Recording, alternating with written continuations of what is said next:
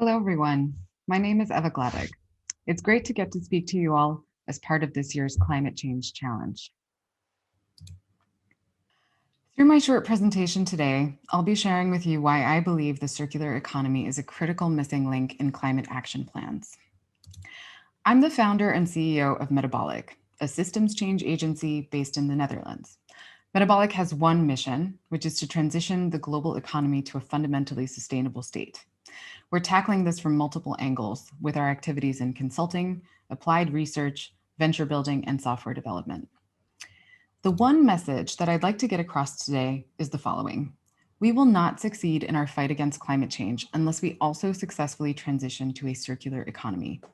The way we manage and use our material resources is critically linked to the carbon intensity of our economy.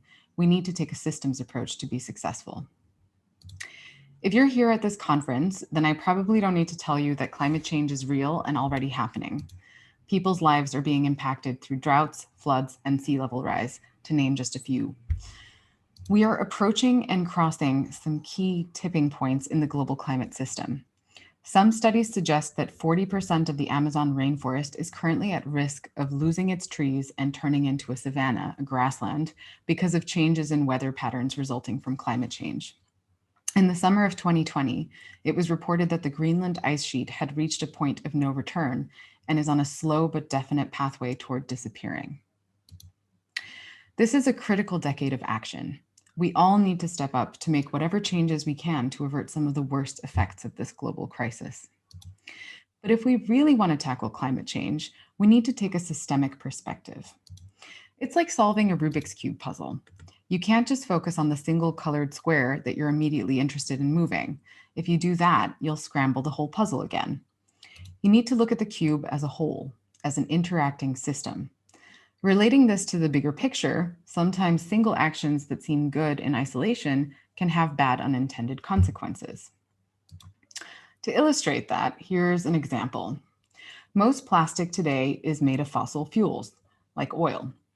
There are some people who advocate moving toward bioplastics, in other words, making plastics of processed plant material.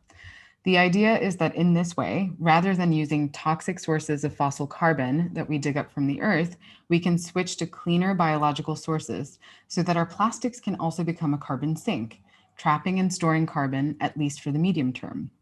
On the face of it, this sounds like a great idea, but there are some unintended consequences of this approach if we just apply it without considering the whole system and without making changes to that system.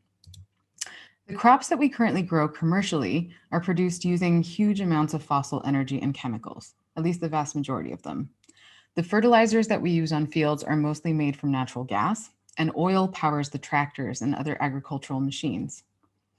Journalist Michael Pollan once reported that for each calorie of food produced in the United States, 10 calories of fossil fuels were used to produce that food. So in other words, if you have an average plate of food, the vast majority of the energy in that food is actually derived directly from fossil fuels. This means that if you harvest corn, one of the most common crops used for bioplastic production, and then you invest even more energy in transporting it and transforming it into plastic, you actually end up using more fossil fuels to make bioplastic than if you just made the plastic directly out of fossil fuels. If we ignore the need for a circular economy in our pathway to a decarbonized future, our well-intended actions may result in similar unintended consequences. So what exactly is the circular economy?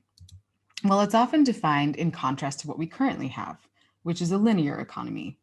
In the linear economy, we take resources from the earth, turn those into products, and then dispose of those products, sometimes after just a few minutes of use, like straws or plastic bags used in the store. Every product that we make is made using huge amounts of labor, energy, and other resources. Whenever we throw something out, we're throwing out all of these embodied resources that we put into that product, and also all of the financial value that those resources represent. The diagram on this page is called a Sankey diagram. Each of the lines represents a certain amount of material that's flowing through the system. And in this case, we're talking about the entire human economy and all of the material flowing through it each year. The tiny line right at the end here on the right shows how much of the material that we extract from the economy is recycled each year. So you can see exactly how linear our current system is. We're currently wasting around 90% of the resources that we're extracting, which is an astounding amount. In a circular economy, by contrast, all products are designed in such a way that they can be reused, repaired, refurbished, and ultimately recycled at high quality. In this diagram, which is also known as the butterfly diagram, you see all these different loops of products being saved from disposal and instead being maintained, reused, refurbished, and finally recycled. And the smaller the circle, the more you're preserving of that complex investment that you've put into that product. Just like in a natural ecosystem, in a circular economy, all materials have value and are kept cycling continuously. The circular economy is waste-free and regenerative by design. Now, how is this related to climate change? I'm going to share two examples. One is related to the embodied emissions of our consumption, which I've already mentioned, and one is related to our dependency on certain critical materials that are needed to successfully complete the energy transition to renewables. So first, to illustrate the importance of embodied emissions. Many cities around the world are taking the initiative to tackle climate change by developing climate action plans, which is great.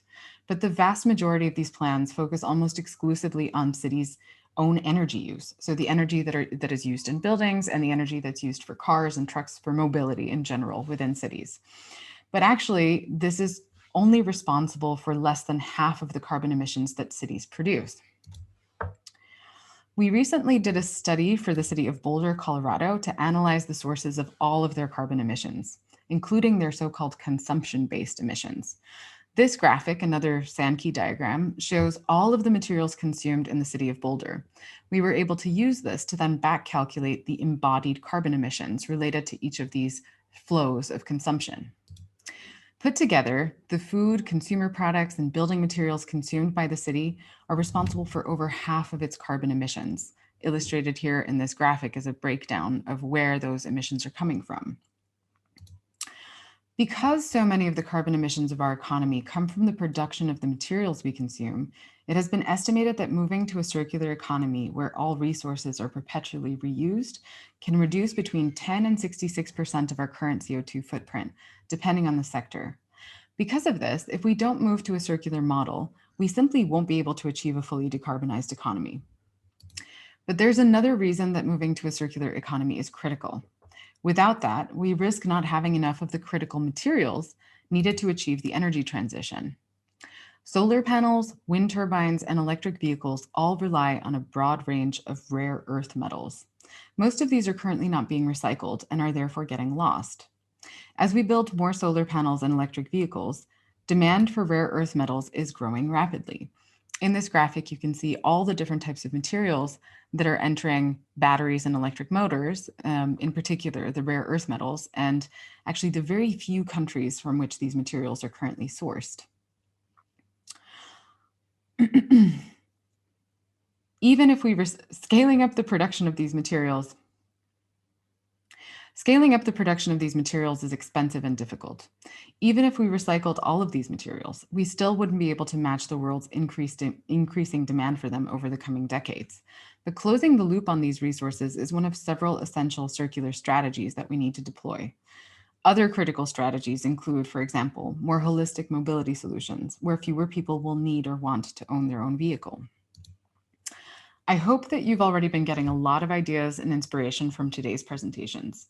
As you go forward to develop new ideas and tactics for addressing the climate crisis, I'd like you all to take the systems perspective forward with you. Always ask yourself, are there any negative unintended consequences to the solution I'm proposing? And are there any ways that my solution could be reformulated so that it not only addresses carbon emissions, but also preserves resources, improves health, and protects biodiversity? Keeping the complexity of the whole system in mind may seem challenging, but it's also the key to finding the most effective and most broadly beneficial solutions. Thank you all, and I hope you enjoy the rest of the conference.